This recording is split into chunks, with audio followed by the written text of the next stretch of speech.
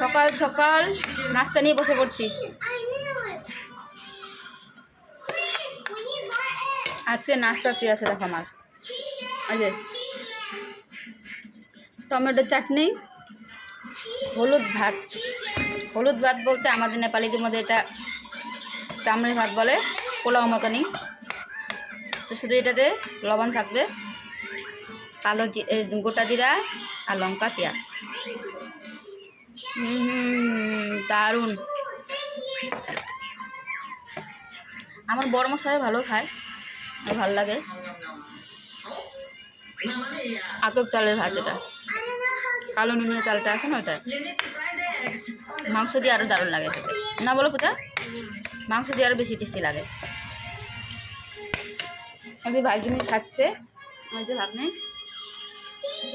ও chicken দিয়ে খাচ্ছে।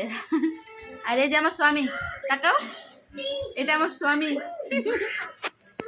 ওটা হচ্ছে আমার স্বামী। না স্বামী, এই যে স্বামী আমার।